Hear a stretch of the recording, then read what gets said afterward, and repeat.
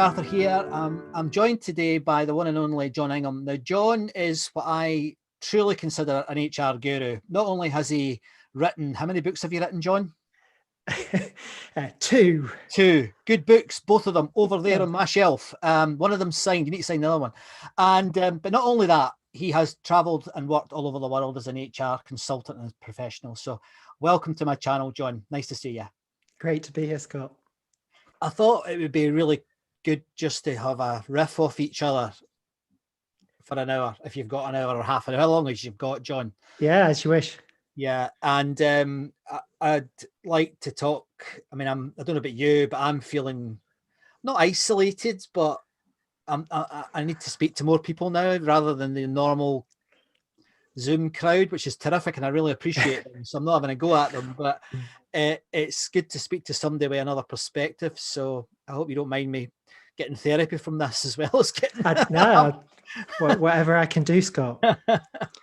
And I thought it would be interesting for us to just reflect on where we think between us, because we're two guys that have worked in the HR space for probably more years than we want to. Yep.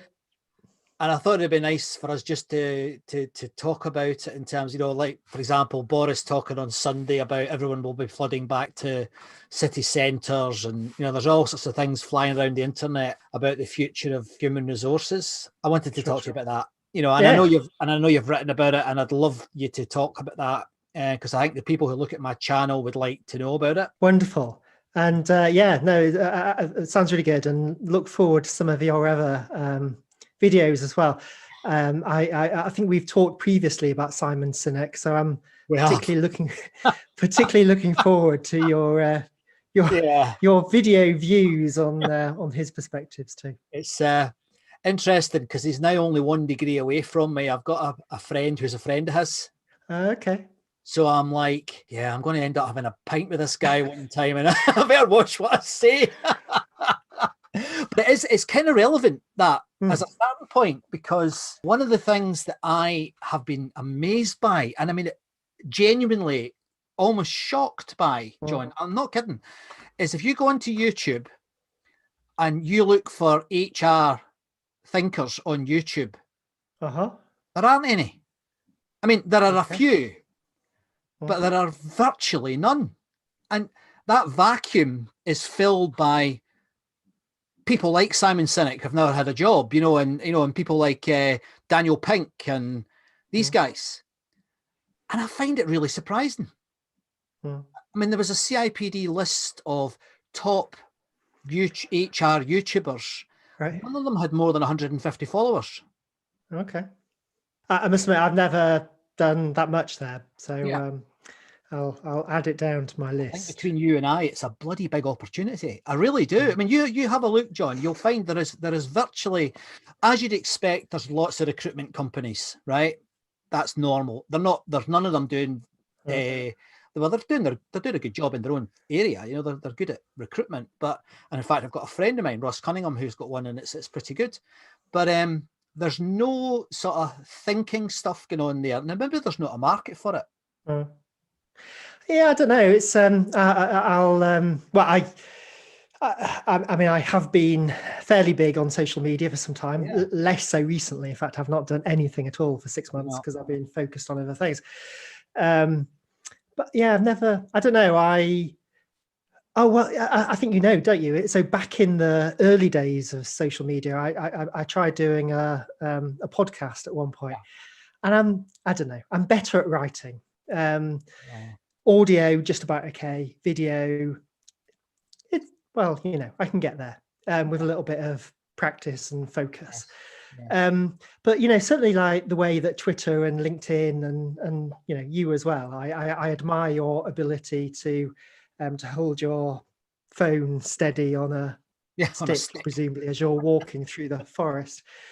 I don't know. I just never felt that comfortable doing that sort of thing. Which, but you're absolutely right. I mean, regardless of how many HR people are on YouTube, clearly it is a increasingly popular medium that people are using. So I suppose whether or not I feel comfortable doing it, if that's where people are hanging out, that's where I should be. Well, another colleague. Do you know Deborah Cadman? I don't think. Deborah's lovely, and she's a former HR director at Capgemini, and her and I did some work together with the board there about 8 years ago or so, and we've been in touch with each other ever since. And Deborah won't mind me saying, but she tried to create a sort of, I guess, an HR mastermind type thing. Right. And she did a bloody good job, but she couldn't get HR people to sign up. And I wonder, I mean, it's not scientific sample, John, and neither is my research on YouTube, you know, but I just wonder if there's a gap somewhere. Because, for example, if you look at the CIPD YouTube channel, they turn their comments off. So there's no dialogue. Yeah. And then you go into the LinkedIn groups, and there's none of them are active. But there's lots of people trying to sell you stuff, but they're not active. And I'm starting to worry about it. Because you remember when you and I first came across each other, I think it's because we were both blogging, wasn't it? Yeah, I guess. Yeah. Because you were either the first or second person start in the UK, and I was third. So I was learning rapidly from you in my early days. Yeah, I think you took me over significantly. But where did that go? Is there still a vlogging? Sorry, there's so many new words. I keep getting them mixed up, John. Is there still a blogging community? Because I left it about 10 years ago. Yeah. Well, I'm still there, although I must admit I've not posted for, as I was saying, about 6 months. No, there is. I mean, a lot more people blog now than clearly just the three of us. Which is part of the reason I don't, because it is such a crowded place to try to get through these days. Yes. And well, I suppose a little bit like you, I sort of just got a bit bored of it, had enough, plenty of other things to do. Yes. But there are, I mean, so all of the things you're saying, I completely agree.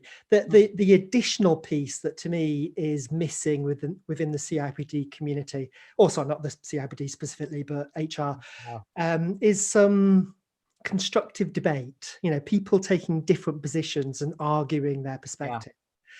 And maybe, you know, because again, Twitter's lost what it used to be, and LinkedIn's overly promotional and so on. You know, you've got, I don't know. Simon Sinek does a video, and there's lots of stuff all about how wonderful Start With Why is, and all of that sort of stuff. And then, you know, there'll be somebody else saying something completely different. And you see this at HR conferences as well, I think. You know, I'd love just to bring people together. Mark Efron, who I'm sure you know, did a wonderful piece towards the end of last year, where he identified some of the key differences that Thomas Shomoro-Premuzic was saying in terms of, I don't know, empathy and various other things. And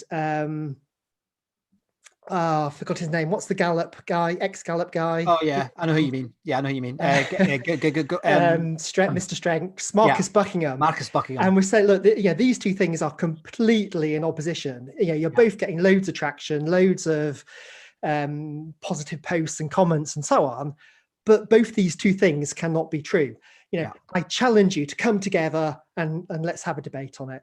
And at least one of the speakers just never responded. And you know, I just thought, yes, this is what we need. We need to get people together in the same room, thrash things out, understand what's true, or even, because I think it can be more subtle than that as well. It's, you know, where does this apply and where does this other piece of thinking work? And that's what I'd like to see a little bit more in HR. Well, we've always been on the same page with us. So, I mean, I know we're talking in the same bubble, but I also find that in the conferences is a good one, because I have had the pleasure, and it has a pleasure, you know, to speak at these conferences, and I always find people really friendly, really interested, but then nothing happens. And I would love to commission a PhD to study the CIPD magazine over the last 50 years. And I would bet my mortgage and your mortgage that the subjects are the same. You know. Oh, come on, that's going a little bit too far. Good. I'm glad. This is exactly what we need. You know, and then, you know, I mean, I'm no fan of human capital. You know, I'm up for a fight and all of that stuff. You know, certain professors stealing ideas about evidence-based HR, other ones talking about why, and you're like, come on then, guys, come on, let's have a chat about it, you know. And even, I mean, I had the funniest one I've had. I mean, it was absolutely hilarious, John. I was speaking. I can't remember. I think it was the big one in Manchester. You know, the one in the big. Yeah, there was 1,000 people there, and it was great. And I mean, I was on stage with a rather talkative HR director from one of the big motor vehicle companies, who was given 5 minutes and spoke for 25. And a very, very nice, funny enough, human capital consultant. And I stood up and I did just 10 minutes, and part of it was talking about bringing back welfare to the remit of HR. I said that, and then about 3 months later, I get an email saying, I can't believe somebody's suggesting that HR should be doing welfare. What a great idea. And I was like, I spent 2 frigging years of my HR career doing nothing but welfare, you know. So the whole thing seems to have, I don't know if I've got, it's gone round. Focus on well-being at the moment. I mean, that's exactly that. Right exactly to the focus. Exactly that. Tell me about your latest book, John. And I know it's a couple. How long ago was it now you published it? 3 years ago. 4 years. Yeah, time goes fast. Yes. After writing, I mean, so my first one came out in 2007. Yeah. And I started on the second one pretty much within sort of 6 months after finishing the first. Thought it would take a couple of years. 10 years later, over 10 years later, it came out. The third, you know, it's going to be about that timescale, I think. Blogs, wonderful, not a problem. You know, you sit down, stream of consciousness, there it is. Books I find, much harder, but very useful. I mean, in a sense, that's part of the reason why I've blogged for the last however long it is, 13 years as well. That I just find the process of writing helps my thinking. Yes. I mean, it's not, you know, there's various other things I do which help as well, but writing is definitely part of it. And therefore, both the books I've done, I found actually sitting down and stringing together all of my beliefs and finding out what doesn't work and where there are gaps and those sort of things. And I mean, one of my favorite models that I use now, I think I came up with on the last day I had to get the text into the publisher or something. You know, it's a really, really useful thing to do, but very draining and really hard work. And certainly, you know, if I'm going to do a book, I want it to have something new, something that I think is important and comes from a different perspective, and say things that nobody else is saying, or at least pulls different things that different people are saying together in a new way that nobody else has quite done. And therefore, you know, I'm not just going to sort of sit down and write.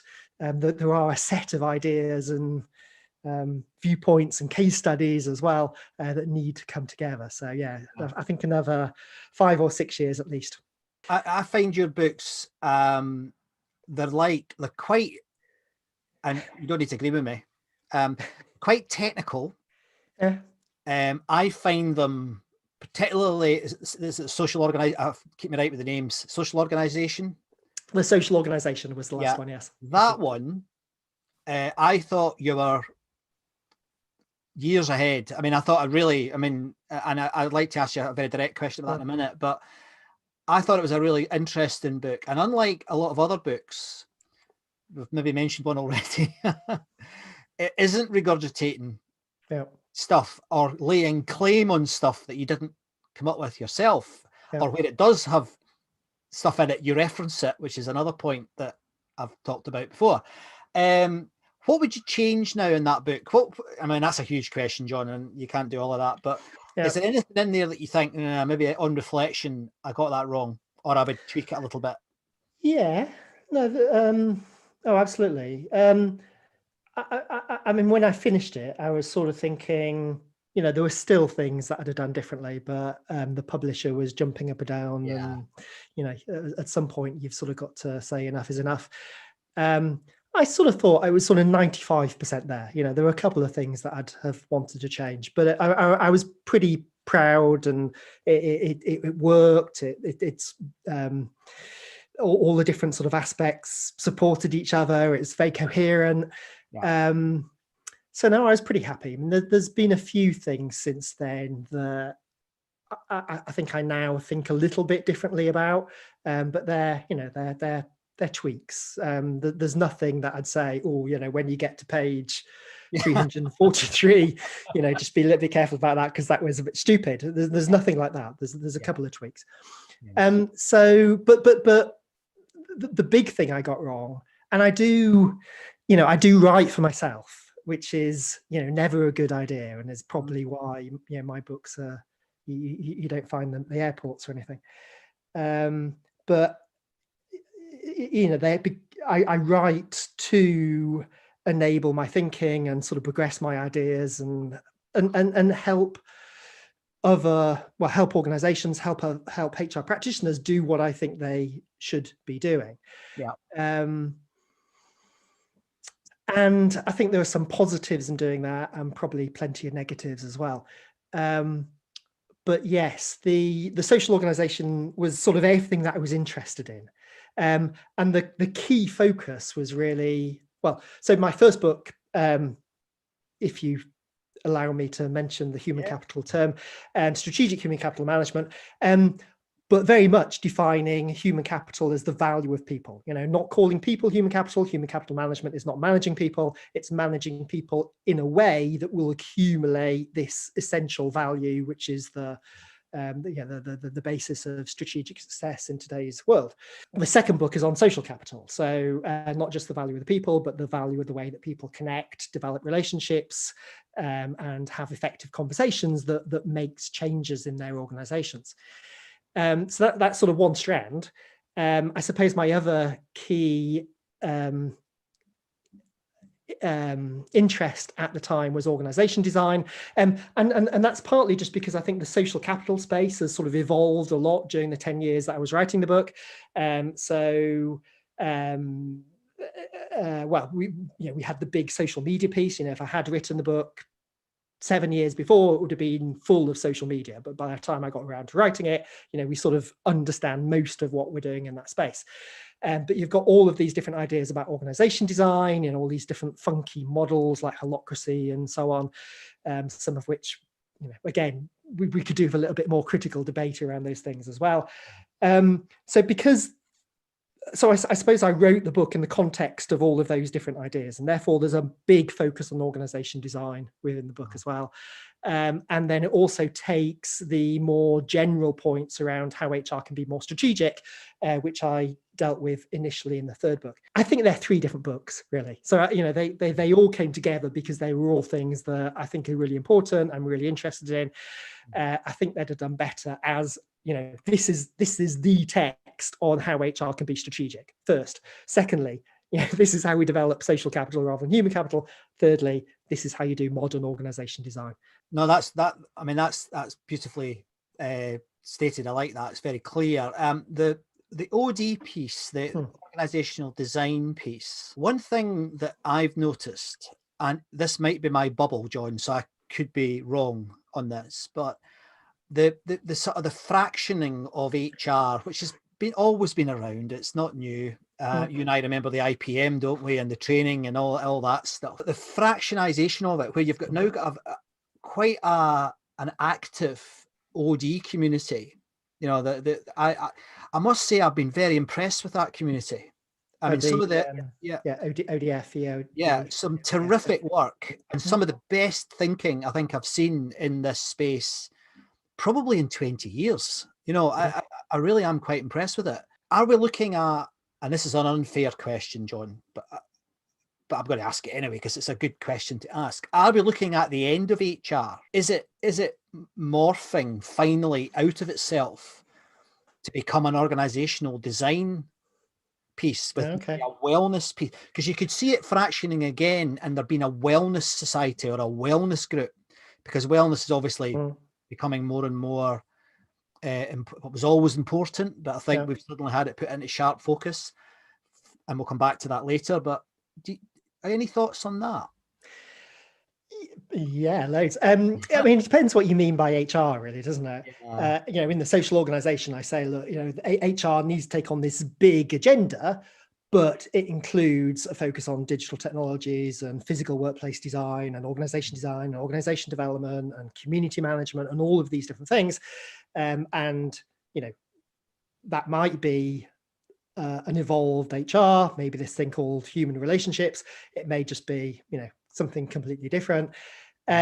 More recently, one of the pieces that I built on the social organisation was taking some of those initial models and developing a sort of beyond Ulrich HR model, suggesting how HR may look differently in the future, being built upon communities and projects and sort of more of a network-based organisation. And actually, when that happens, well, you no longer have an HR department anyway, or an HR function. You know, you have a network operating across the organisation with different sort of hubs within that network, and one of those hubs absolutely focuses on people, or perhaps there's a number of hubs focusing on different aspects of what we do in HR today. You know, I think that shift is definitely going to happen. Well, you know, people are more important to organizations today. You know, that's why this whole focus around well-being has increased in prominence as well, particularly over the last year. It's the same as it's the same as marketing and customers. You know, customers are more important. That doesn't mean that marketing disappeared. Marketing changed its role as businesses adapted. The same thing for HR. You know, line managers, business leaders need to take more responsibility and for what they do with people, to start building businesses around those people. As we move from functions to teams, each of those teams need to do more people management activities inside the team rather than relying on HR to do it for them. You know, all of those shifts change what HR does. But all of those shifts are partly because people are more important, and therefore, I personally don't see HR disappearing. I just think HR needs to evolve as all of those other things change as well. It's a bit. I mean, one of those other funky organizational models that I mentioned before, you know, and I mean, I think we had this conversation 10 years ago or something, sort of talking about, well, Semco was the one organization basically at a time which had a completely re-engineered approach. These days, at a push, with a little bit of time, I could probably get up to maybe 50. You know, there are a lot more organizations now which are managing their people completely differently, but it's still a really, really small pool given the total number of organizations. So we all talk about the same ones. And sort of focus on different aspects that back up our own case. So, you know, Zappos and Holacracy, that gets trotted out all the time. I did the same in the social organisation. Buurtzorg, again, everybody talks about. But I think the Buurtzorg example is really interesting here, because one of the things that a lot of people who are sort of a bit more anti-HR say is, well, you look at Buurtzorg and how amazing they are and how embedded people management is, but they have no HR function. Well, sort of, but then they have, you know, each of these self-managing teams or communities do a lot of HR work themselves. They bring in contingent expertise when they need it. They have a team of what is about 15 coaches. You know, to me, that is HR. You know, those coaches are doing what a progressive, advanced HR function would be doing, or not function, an HR discipline would be doing in an organization that was arranged that sort of way. So it's not that they don't have it. I know the CEO says they don't have HR because he hates HR, but he doesn't understand what HR should be. You know, if HR keeps on progressing, and part of the challenge, which I think is new to HR, although I've again been promoting it for quite some time, is this shift from best practice to best fit. You know, we need to align ourselves with what's important to a particular business. And again, as people become more important and our business strategies are based on people, and business strategies are different, and that means that the way we do people management needs to be different from organization to organization as well. It means that, you know, HR in one organization may look very different to what we do somewhere else. Yes. So it's not, you know, so far that sort of shift from personnel to HR has been a pretty much a sort of standard progression that all organizations have made. But Yes. now we need to start, you know, aligning in different directions and thinking how we can do things differently. And that's going to be a sort of conceptual challenge for many HR teams, I think. I mean, I think one of the, again, I can't add anything else to that. I mean, I think the sort of the B Corps people are doing, and you know, there are some interesting things going on out Indeed.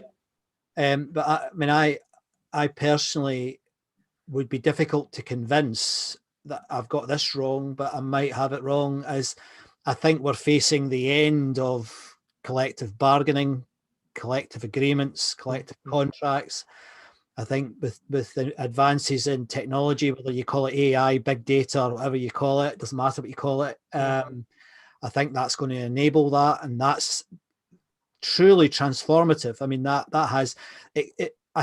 I believe it could be as transformative as collective bargaining was, you know, back in the day.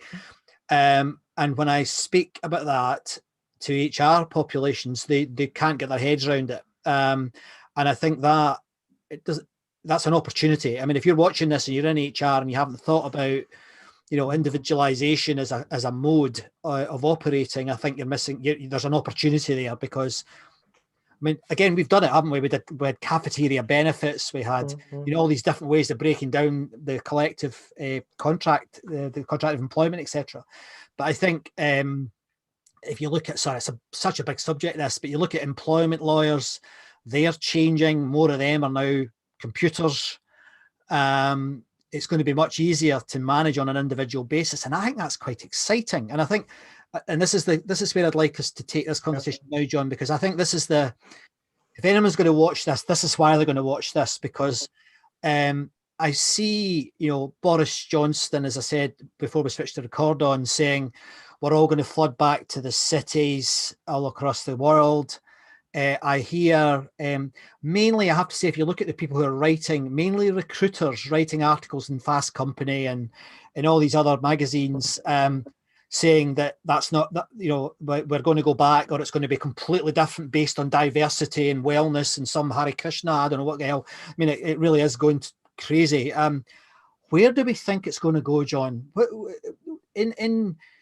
I think you need to say 5 years' time, when we look back on this, when, you know, the paradigm has shifted, because I think you can actually legitimately call this a threshold moment. You know, I think we could see something happening that hasn't happened in 70 or 80 years happening, a fundamental change in workplace practice. Have you any thoughts on that? I mean, I've got thoughts, but I'd like to hear your thoughts. What do you think could change because of coronavirus? Massive question.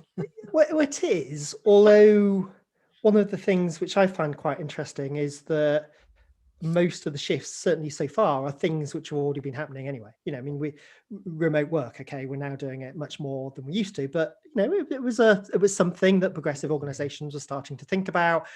More flexible working, more distributed organization, you know, that I wrote around in the social organization, not just in terms of geographically distributed, but organizationally distributed as well.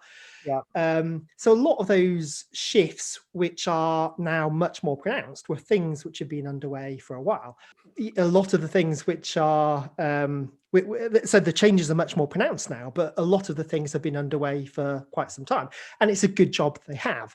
You know, if we'd had COVID 5 years ago, before Zoom and Microsoft Teams, you know, we'd have been in a lot more trouble than we have been. So I agree that there is an opportunity for reset. At the same time, I thought there was after the global financial crisis as well, and that didn't really seem to change very much longer term. So, you know, I think we have to sort of see how things progress. But I mean, I suppose my biggest hope is the one that I've already referred to.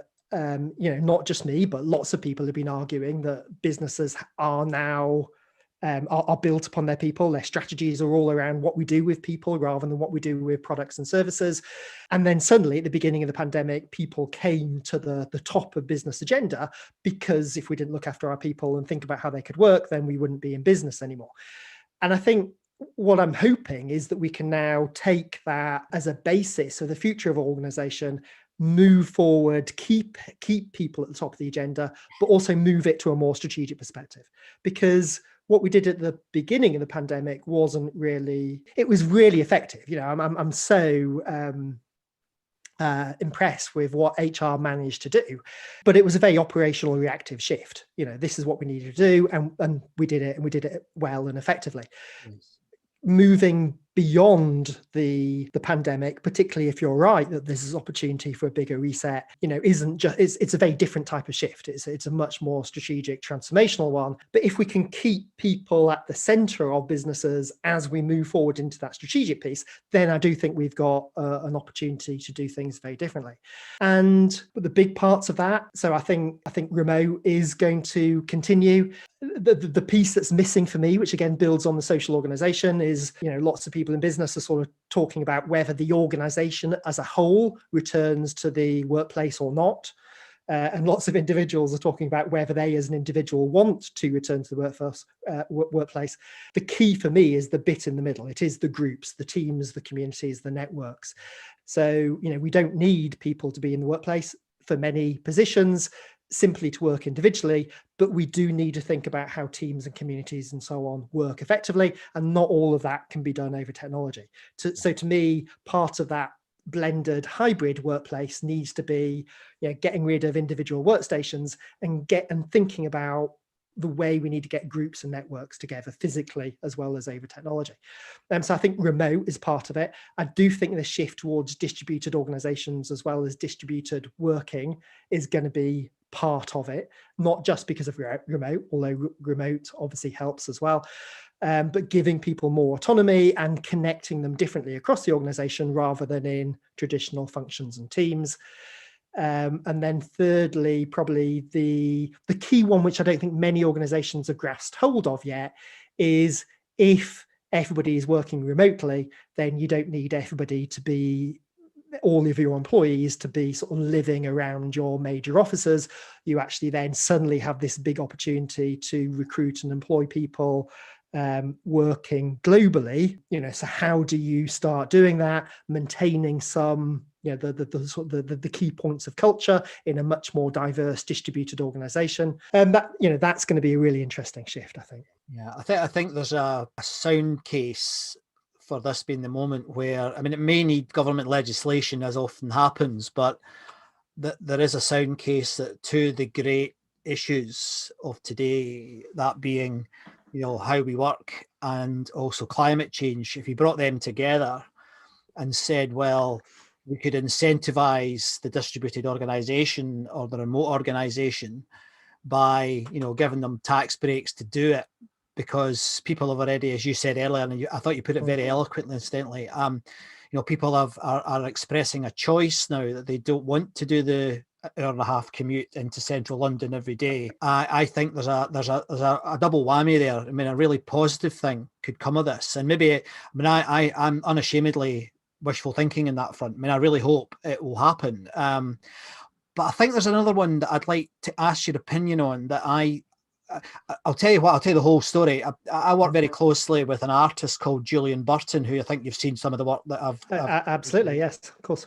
Yeah, I'm very, very fond of Julian. And I think as an artist, he's a good artist, but he's actually an excellent sense maker. He picks things up, and he gets caught in things sometimes, and so do I. So it's not, we're all the same. But he said to me the other day, he said that the fundamental issue with my almost utopian perspective, and I think that's a reasonable criticism of how I'm looking at it at the moment. I give into that, but his belief is the fundamental problem is that there is a power struggle that has to be addressed, the idea of, you know, the sort of the private school culture at the top of organizations, the white privilege at the top of organizations.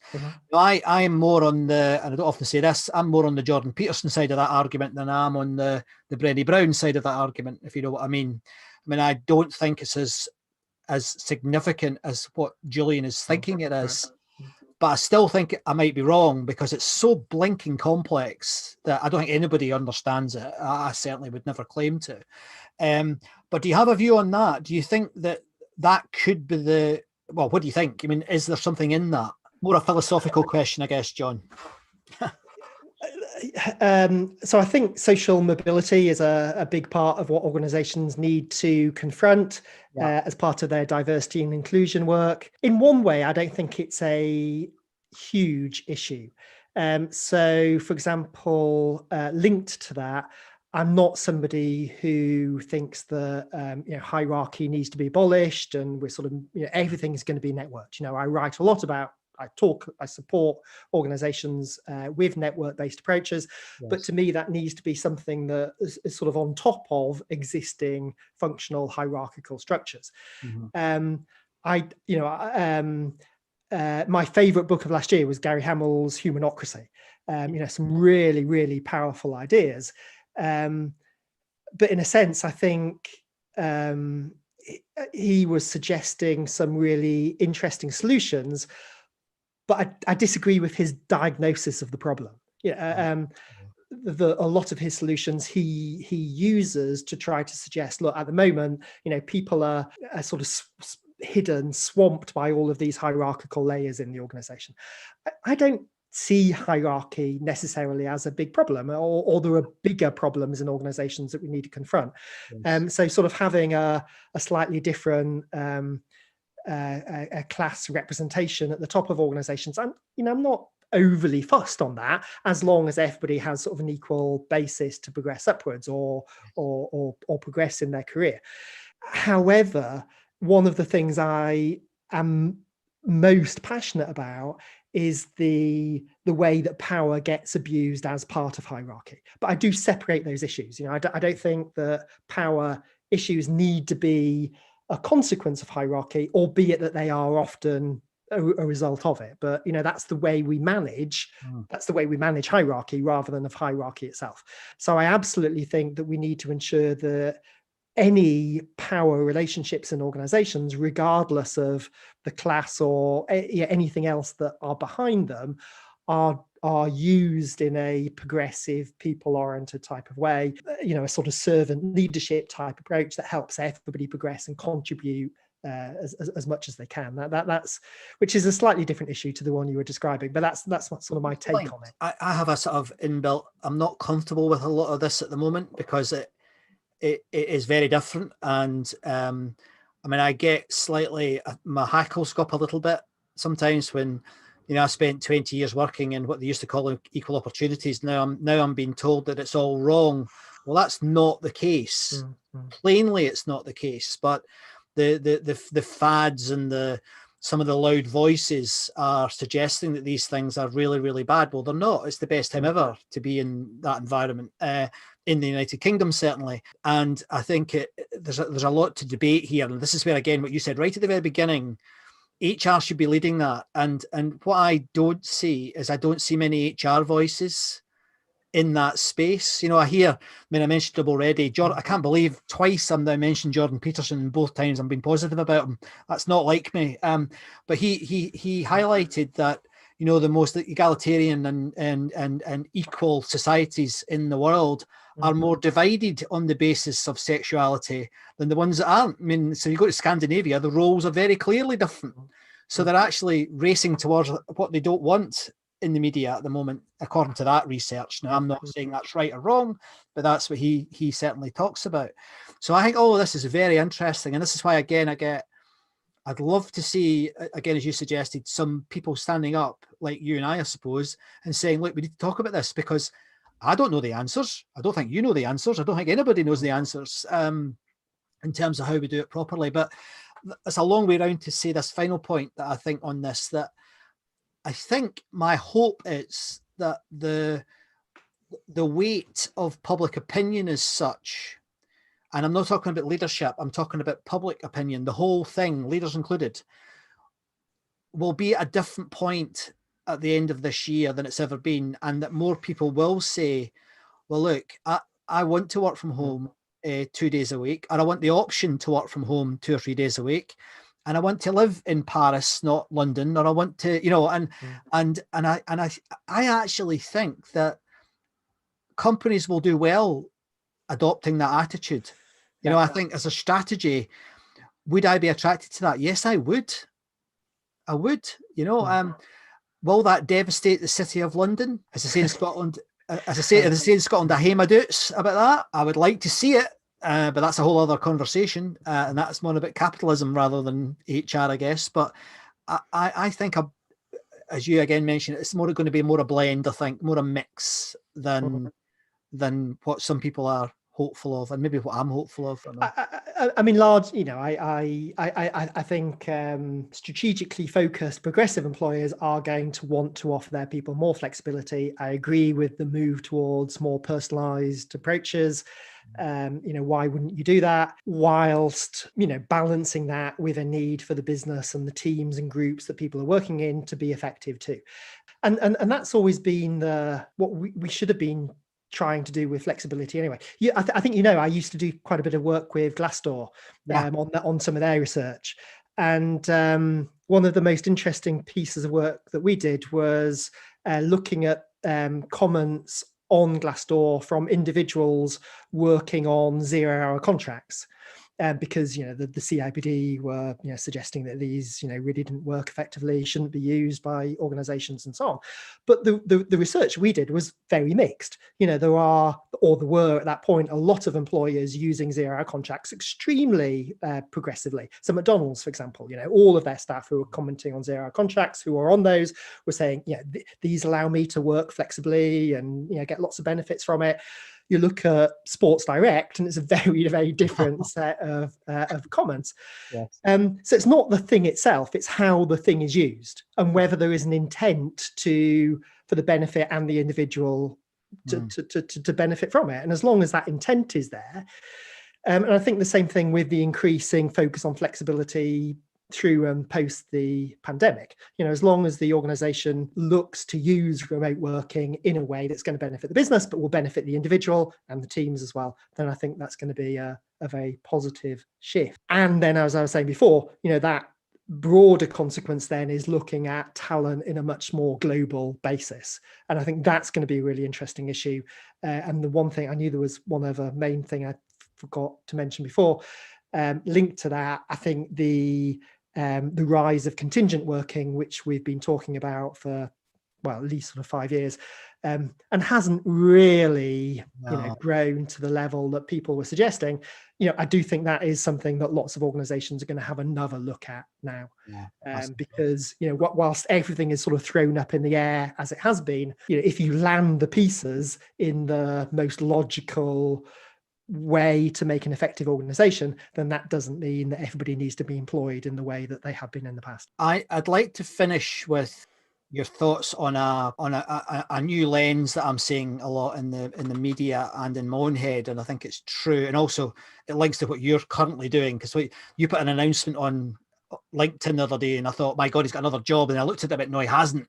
He's doing something different, or he's packaging it different, and I think it's very relevant to this. And what I'm hearing now is people are saying that development is the new pension. I don't know if you've come across that statement yet, but I like it, and I think I've heard that 20 years ago. It's not a new one. I'm not going to do a Simon Sinek on it and say it was me, but it's something I think was always there, but now, because of the financial environment and we're living longer, it's true, more true than it's ever been. It's always been true, but it's even more true now. You've set up an academy, Jon, is that right? Or what is it you're trying to do in the learning space? Yeah, well, so I mean, firstly, I do agree that learning is becoming more important. Yeah, certainly there's quite a bit of research around employer branding, for example, to suggest that learning and development is a bigger and bigger piece of the way that employees think about the brands, the employment with their organizations.